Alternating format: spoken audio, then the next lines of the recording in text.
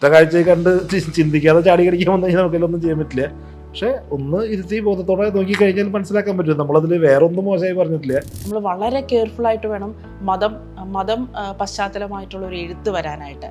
അപ്പം അതൊരു ഡയറക്ടറിനെ സംബന്ധിച്ചിടത്തോളം അതൊരു ഭയം ഉണ്ടായിരുന്നു. നമ്മൾ ഈ മതത്തെ കൊണ്ടുവരുമ്പോൾ അത് വളരെ കെയർഫുൾ ആയിരിക്കണം, നമുക്ക് അനായാസമായിട്ട് അങ്ങ് മനസ്സിൽ വരുന്ന കാര്യങ്ങൾ എഴുതാൻ പറ്റുന്നില്ല, അങ്ങനെ ഒരു ജാഗ്രത, കുറച്ച് കൂടുതൽ ജാഗ്രത ഉണ്ടായിരുന്നു. ഇല്ല, നമ്മൾ ഇതിൽ പറയുന്നത് ഒരിക്കലും വിശ്വാസികളെ കുറിച്ചോ അമ്പലങ്ങളെ കുറിച്ചോ അല്ല.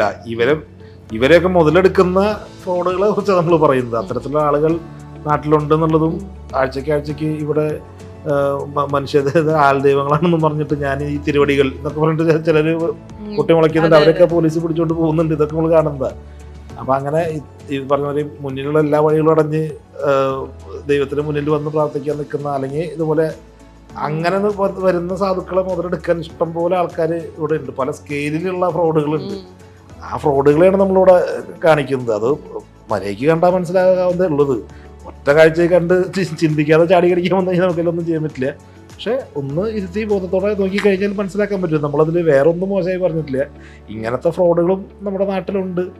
അത് ജനറലൈസ് ചെയ്യാനും പോയിട്ടില്ല. നമ്മൾ അതിൽ തന്നെ സൈജുവിന്റെ ക്യാരക്ടർ പറയുന്നുണ്ട്, കുറച്ചപ്പുറം മാറി ഒറിജിനൽ ദൈവത്തിന് പ്രാർത്ഥിച്ചപ്പോഴാണ് സമാധാനമായത് എന്ന് പറയുന്നുണ്ട്. അപ്പൊ അവിടെ ഒറിജിനൽ ദൈവം ഉണ്ട്, അവിടെ പ്രാർത്ഥിക്കുന്നുണ്ട്. അത് ശരിയാണ്, ഓക്കെയാണ്.